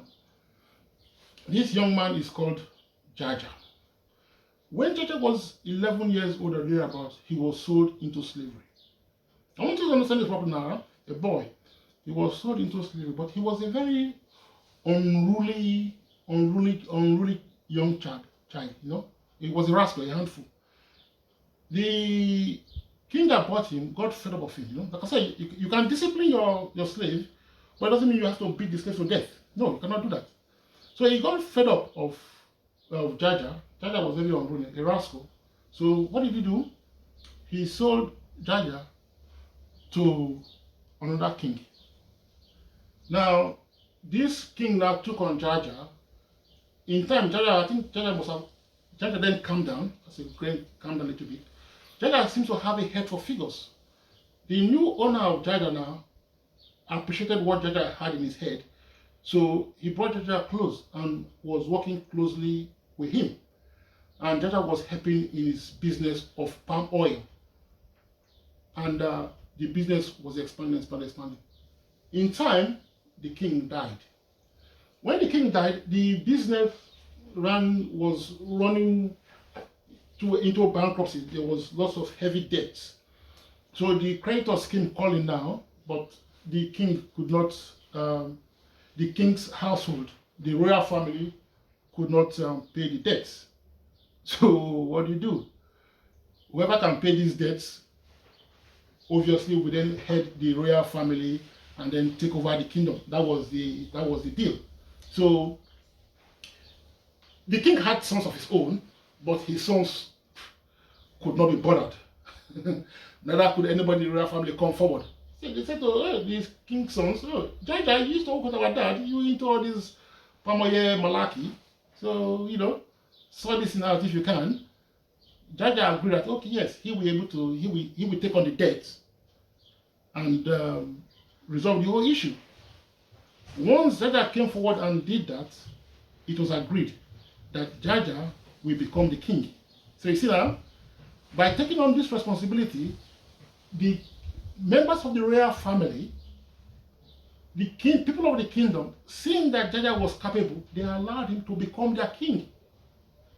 Now you see how fantastic this is. So you had a case where you had a boy who was sold into slavery twice. Yet he was able to rise up the ranks to become the king, heir to the throne of the very person that was enslaving him. Now that's similar to the case of Joseph in the Bible, isn't it? Well, Joseph did not become a king, but Joseph sold into slavery, and in the house of the Pharaoh, he climbed so high, become second only to the Pharaoh. But in the case of Jaja actually, this happened in Nigeria. So if you go to my country, Nigeria, there's a state, River State. This is where Opopo is. Today, you have lots of monuments named in honor of Jaja. Check it out, Jaja. He was the greatest son to come out of that place. Jaja of Opopo. But good old the British came and wanted to sort of score with him, and they had him dethroned, and Jaja met his sticky end. He died a very, very sad death, thanks to the British. Anyway, that was. I just want you to understand that slavery in the African context is very different from that of the European. I mean, as a matter of fact, we have many African scholars today suggesting that it's about time we change that name slavery, because what the African understood as slavery is quite different from what the Europeans interpretation of it, you see. So if you, like I said, you had all these Africans moving from everywhere towards the coast, So if you unfortunately captured, you moved all these hundreds, thousands of miles to the coast aboard the ship. When you see these people are mean and nasty, but they can easily kill you. I think it's one thing most people will say, okay, let me just accept my fate. What's the worst that can happen? I'm not going to see my family for many, many years. Hopefully one day I'll regain my freedom and I'll return home. That's the worst that can happen, But as they journeyed, what they saw along the way, people dropping dead from exhaustion, thirst for water, people just dying, And then when they got onto the dungeon, be it in Badagry, all over you had 46 different forts. The inhumane treatment they were receiving, atrocious. The one in Amina, there's a hall there, because big storage halls. There's a hall there where people go there. The people that come from the diaspora, they faint when they see when they just walking into these places. There's one of the halls that they say, after 500 years, you can still smell the smell of urine and feces. It's still palpable. It looks clean to the naked eye, but the smell is still lingering in the air. I don't know if it's, but I mean, it is that terrible. People just pass out. So you see, when the Africans came on these long journeys to this place, I mean, if these people are like we're animals, if this is what we're going through to get here, I don't need you don't need a prophet to tell you what to expect when you get to your destination. So that's why you saw that kind of, even when they got onto the boats, the Africans, they were still fighting. The American movie maker, Steven Spielberg, he did a movie, the name skips my mind. Oh my goodness. Anyway, he did a movie on slavery, and then you could see in that movie where you had Africans jumping overboard. Instead of if this is what I'm going through now, better to die. So you had men, women, any opportunity they had to just jump into the ocean. Let me drown. Some pregnant women, some with babies. I cannot bring a child into this world like this. Some had little babies because, like I said earlier, it was the Europeans just raping all these young girls. Home calling against young children, really, you know. So you had children with children, all these mulatto children, you know, all of them, you know, pregnant mulattoes or have little mulattoes, you know, you just jump into the ocean. Best to drown. So I really want us to understand. This is what the Portuguese were doing. This was what the Portuguese were doing in Emina Castle Dungeon, and all the other Europeans that descended on Africa, all around this coast here, were doing the same thing in all the 46 forts they built in West Africa. In the case of the Emina Dungeon Castle, the Portuguese built in 1482, they were there for 155 years. Can you imagine that?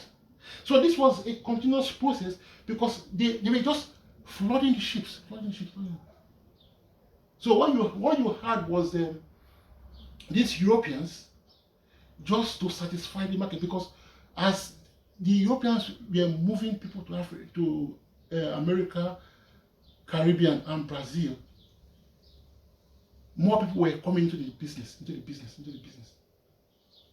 So you see, we talk today of Tate and Lye, the sugar, because the sugar plantations were just expanding all over the Caribbean.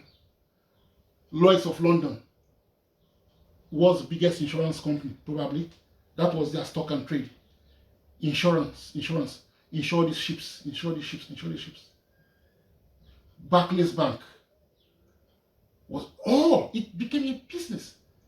In Europe, the production of chains, all this gadgetry, head thing to do this was just everywhere. So it became a big, an industry really. So in Europe, and because you had all these plantations in the Caribbean, then they bring all the sugar to Europe, and for Brazil, the sugar, the cotton and everything, and then refine it. Now you see the European industrialization was not kicking off. The same thing in America, the same was not kicking off, because these Africans were just being, cheap. 155 years, this barbarism was happening. And then by 1637, a bigger, more brutish bunch of scavengers, ruthless, came to attack Emina, because that was the biggest place. This was the Dutch. The Dutch came. The Dutch, they were one of the most terrible enslavers. They wanted to capture Emina. They fought. Actually twice. They captured Emina from the Portuguese on the second attempt. This was in 1637.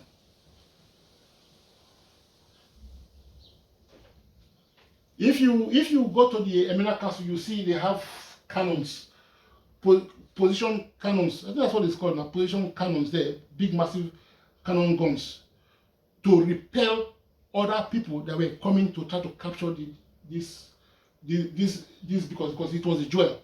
This biggest for the forts. It was not against the Africans, it was against other Europeans, because the Europeans, it was, like I said, might is right, dog eat dog, who has the biggest gun will take over.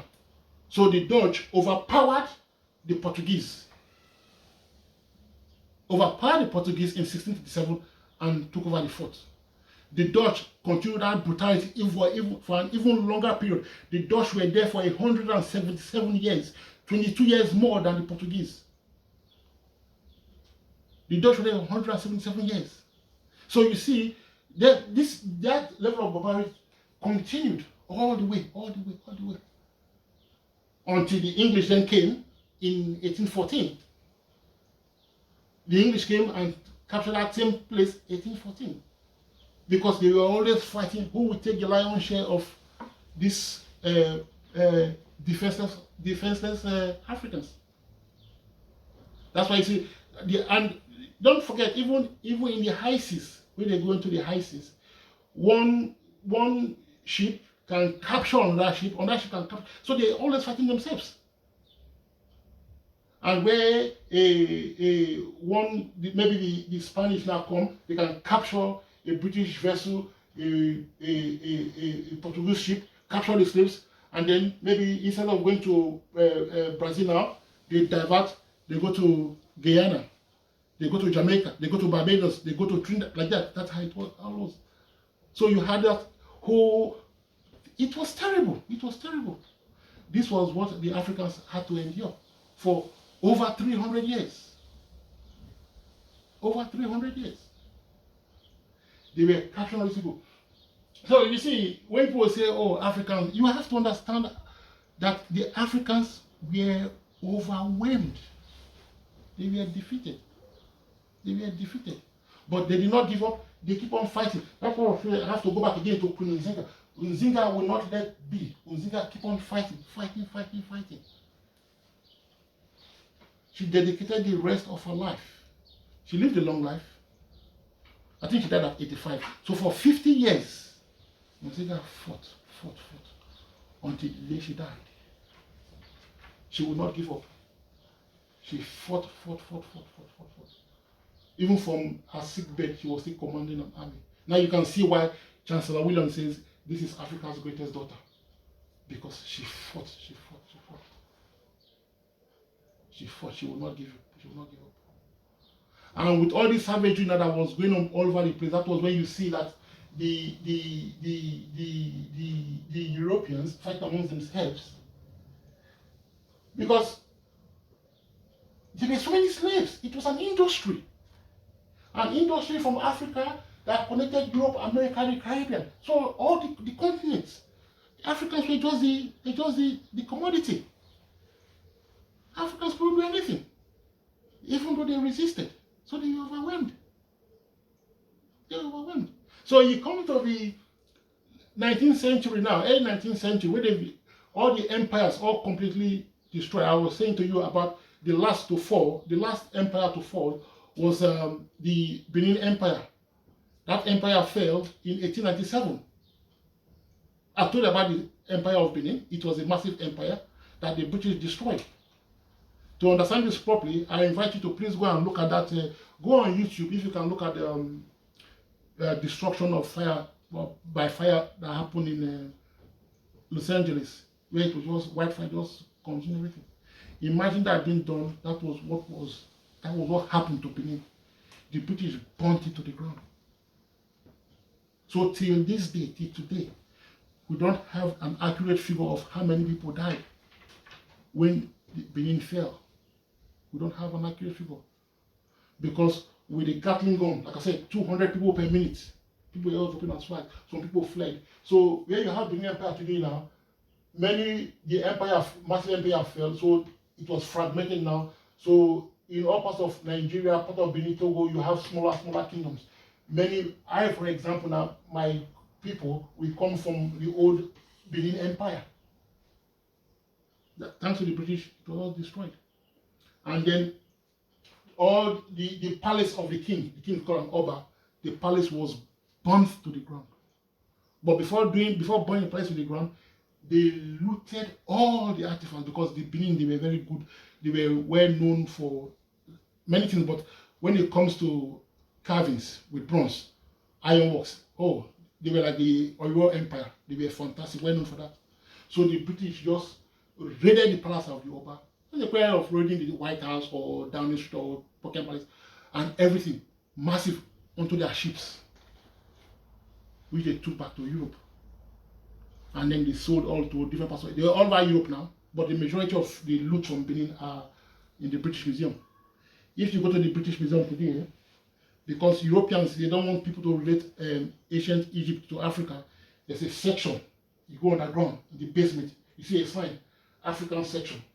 That is the thing of great significance there is what was looted from the Benin Empire when Benin was burnt to the ground. Other things you see, there's rubbish clay pots and things of insignificance, but the major thing is carrying some Benin. The Nigerian government been, please, these things are not, many of all these things are for spiritual purposes.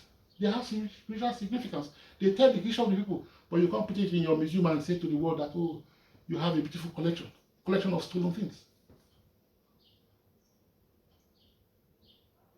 So you see how this thing is all done, and it's sad, really. So it was after all this destruction.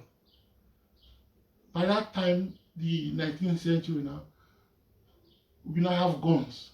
Africans now being reduced, broken people, no empire anymore, no strong kings, nobody to lead the people.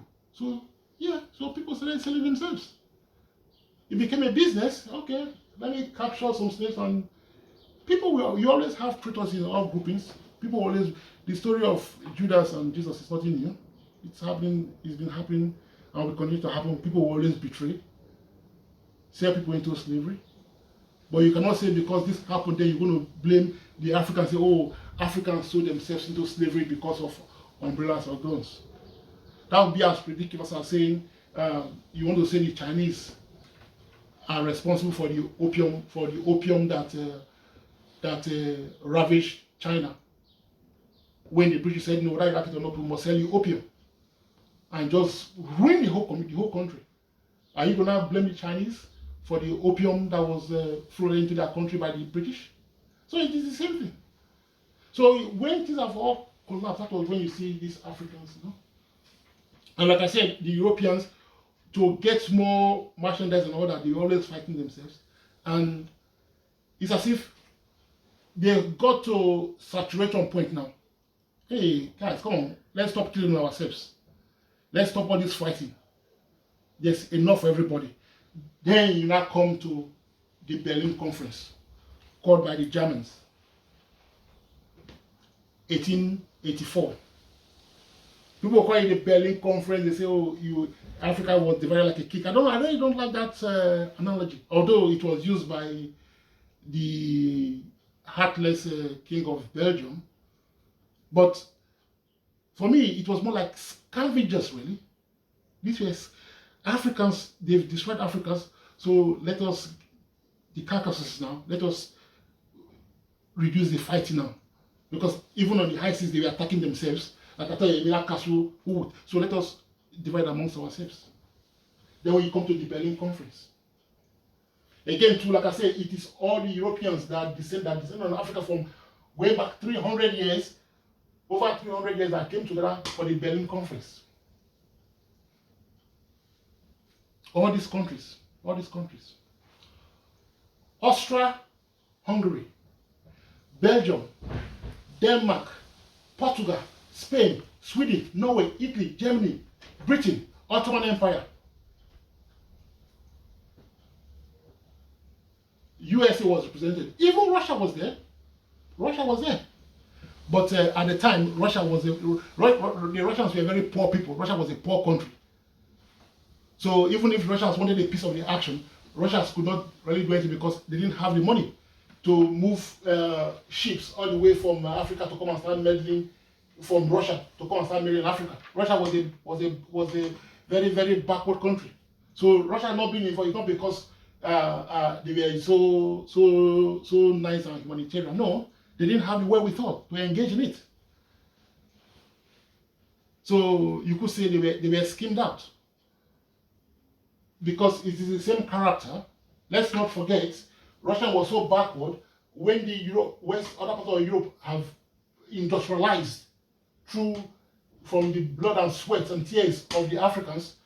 The Russians, Joseph Stalin, by hook or crook, I must industrialize my people.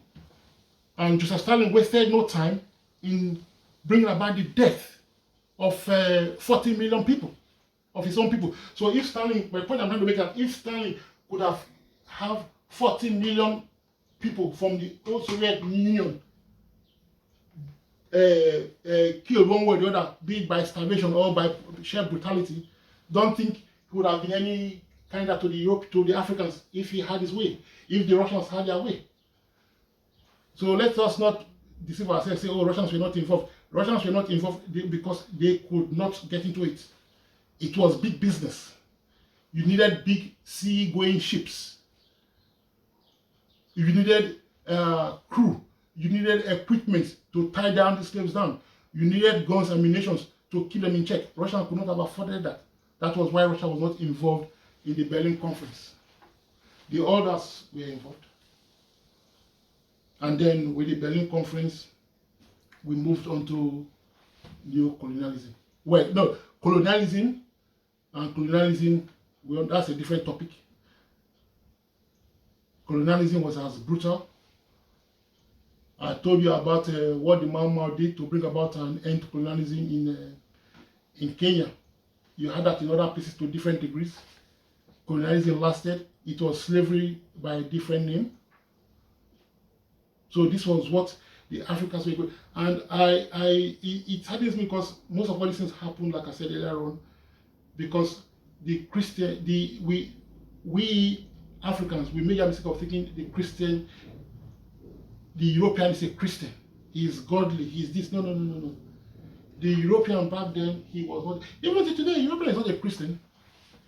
European churches, you go there, it's just used for wedding ceremonies and burials. European is not a Christian. Because if the European was a Christian, only 2 of his commandments would have saved us all this trouble. Thou shalt not kill and thou shalt not steal. Just those two.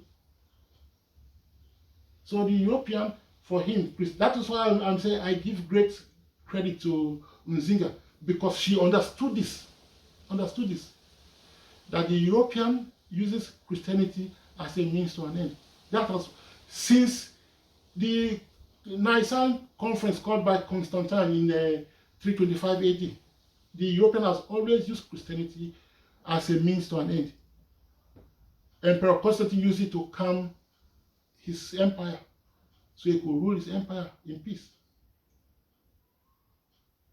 During slavery, you have different versions of, they use the Bible and produce different versions.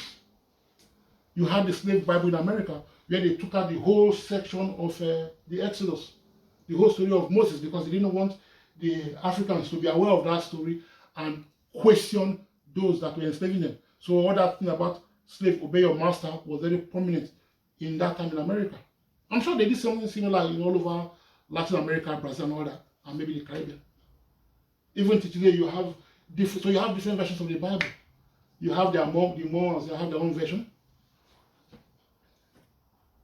When you read the Mormon version of the Bible, you can see somebody that has a great deal of sexual jealousy against the black man, with all this rubbish description, how Noah had 4 children, the 4 children produced 4 different races. That's like me telling you now you're going to have children. One is going to be green, one is going to be blue, one is going to be yellow, one is going to be red. He says, I mean, that's just crazy. But it was used to control and manipulate the people. And over the years, it has worked perfectly. Hence, Marx can say, religion is an opium of the people. What saddens me when it comes to the African, not only is religion our opium, the African has completely overdosed on that opium. So taking leave of our senses. I cannot help but again and again repeat this, that Christianity was not originally European, nor was it from the Mediterranean, as they say. From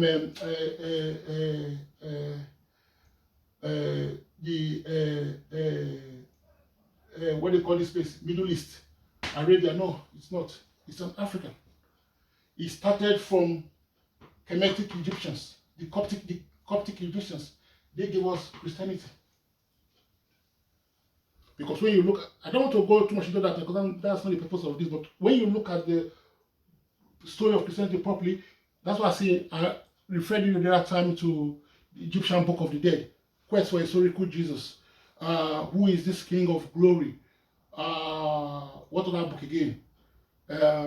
Pagan Origin of the Christ Myth by John G. Jackson. I'll give you all these books for you to read and find out for yourself. The Osirian drama was what gave birth to Christianity. That's what gave birth to Christianity. That's why when I talk about the two commandments the European could have taken on board, thou shalt not kill, thou shalt not steal, that is all part of the Declaration of Innocence that you find in the Egyptian Book of the Dead. The coffin text and all that is all there. The pyramid text is all there. Because out of this 42 Declaration of Innocence, that was a way of life. That was a way of life. You come before your maker and say, I've lived life according to your ways. I've obeyed the laws. I have not stolen. I have not murdered. I have not taken the name of the Lord in vain. I have not taken the offerings of the gods. I have not done all these things. But when you want to educate barbarians now that don't have any sense of spirituality or how to behave, you then give them the commandment, thou shalt not. So you see there's a difference now. I have not murdered. I'm saying I have gone with the standard, the way of life. I have not gone against the norm. I have not done any of these negative things. But when I say thou shalt not, I'm warning you in advance. Don't do it. You barbarian, you unspiritual person, don't do it. But the Europeans didn't bother with all those things because they're not Christians. They just went ahead and did all these things. And even when the church was even established, like I say, this don't forget, it started from Canada, like I said, then from the Coptic Christians in ancient Kemet, Egypt, it then spread all into Nubia and took a stronghold in Ethiopia. The church was well established in Ethiopia for many years.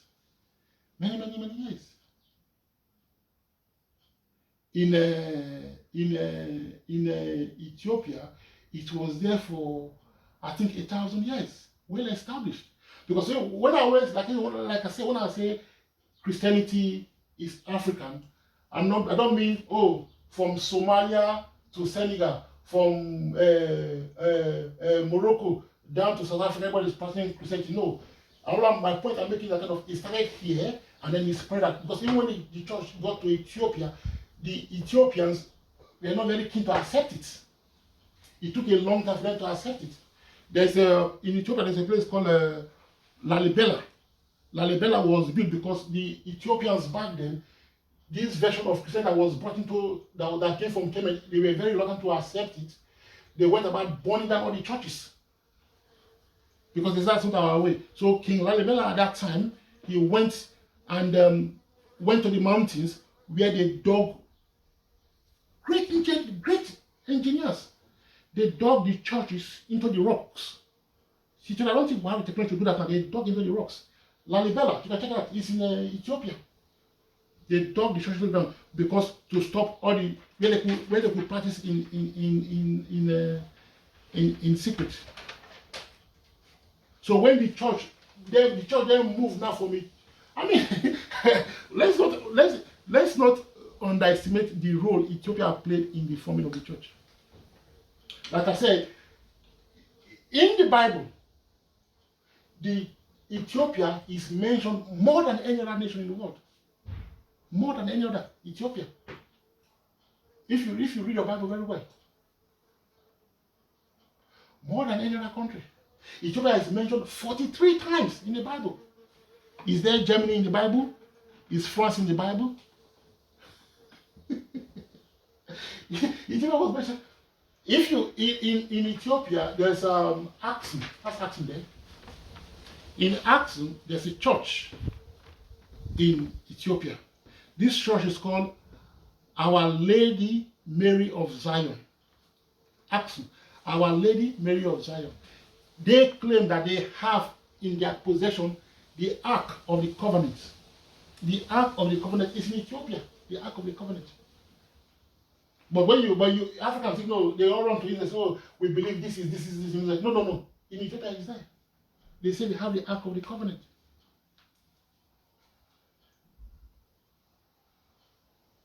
Before his death, Emperor Haile Selassie, Emperor Haile Selassie traces his lineage back to King Solomon.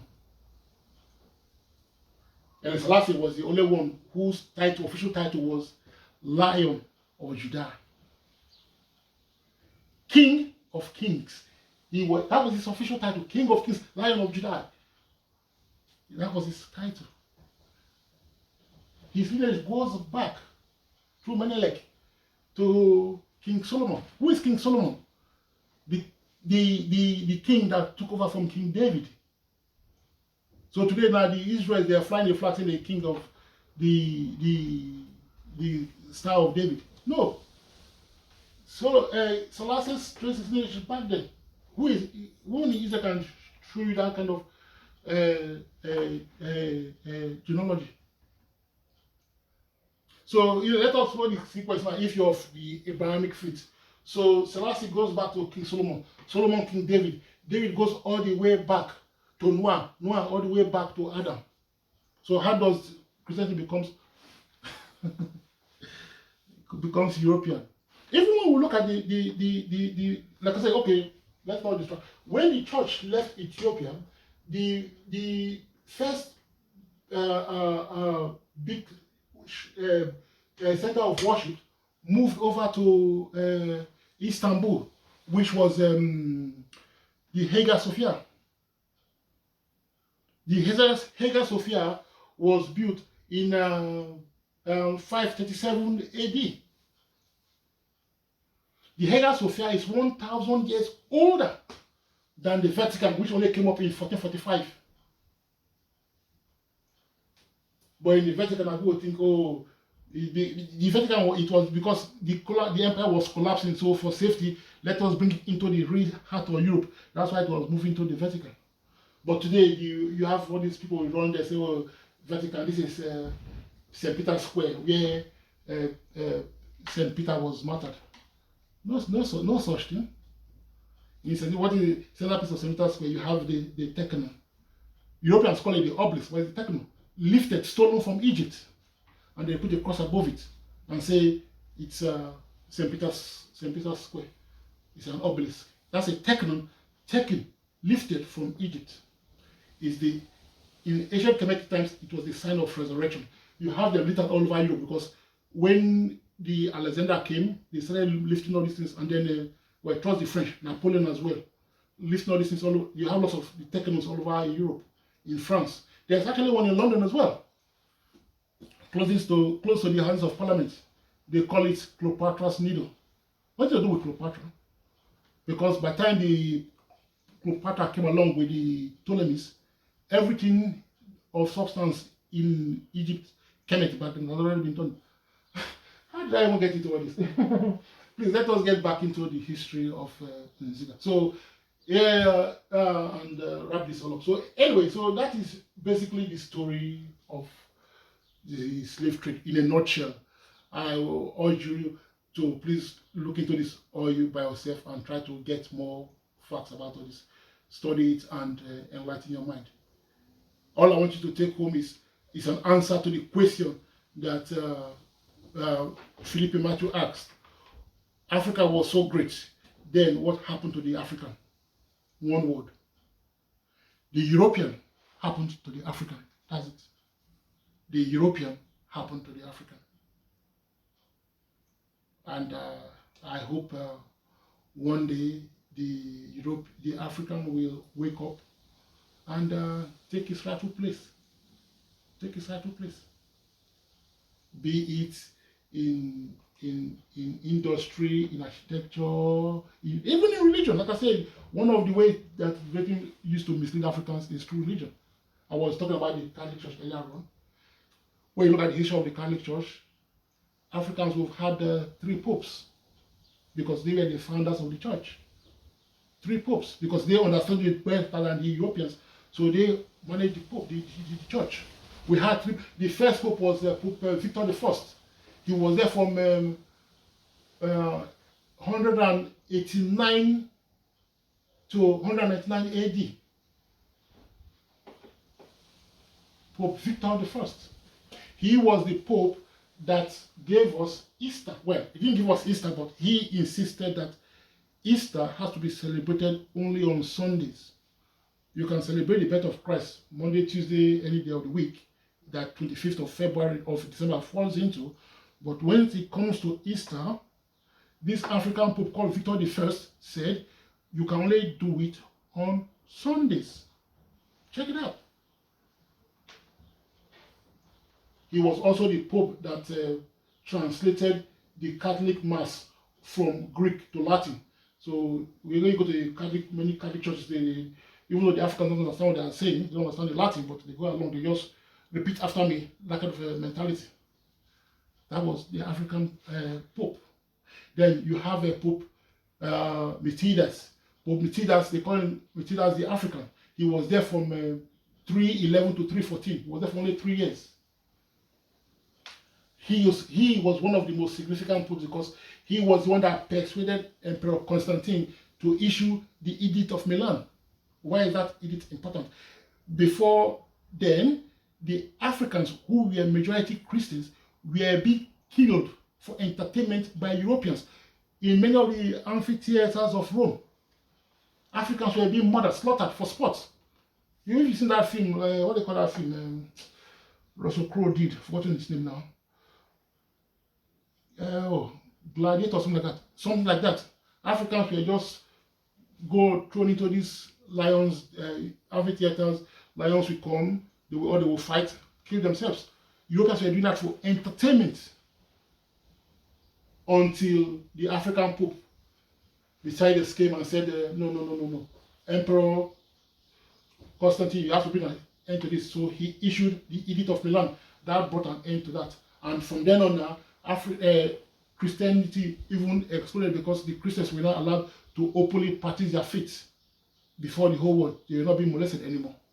Then finally you have Pope Gelasius. Gelasius was 1492 to 1496. He was there for only 4 years, but he was a prolific writer. He made a great deal of difference. He wrote over 100 treatises for the church. He was a very generous pope. He was the pope that insisted that all bishops must give a quarter of their earnings to charity. A quarter. Today it's all money now.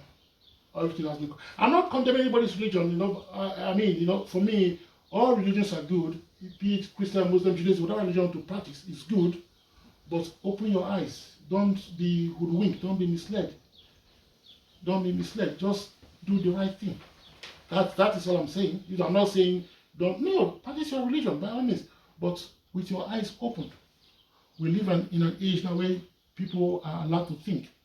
In the old days, where people were being hoodwinked was because people think everybody here has been well educated from time immemorial. No, education is only something very recent. It is until the late 19th and 20th century that education started to spread. In the past, many kings and queens of Europe could not read. Everybody was illiterate, living in pens. So again, when I say Africans, in Africa too, yes, majority were illiterate because even though we had our own writing system, like I've showed you before, with all this our writing script we've had, that was only for the elite that read. Education was not widespread as it is today.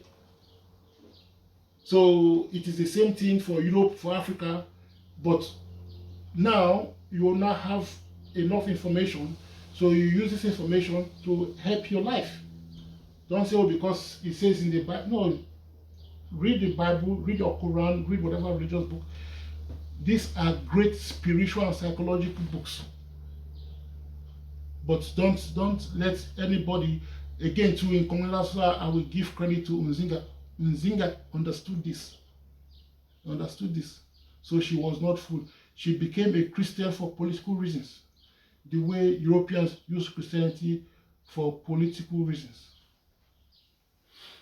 Anyway, I've spoken a lot now. This has gone on for a while now, so let's wrap it up. So that's the story about Nzinga, one of Africa's greatest daughters. I hope you agree with Chancellor Williams when he describes her as such. She was a fantastic queen, one of the greatest documents of Africa. And I hope you've enjoyed this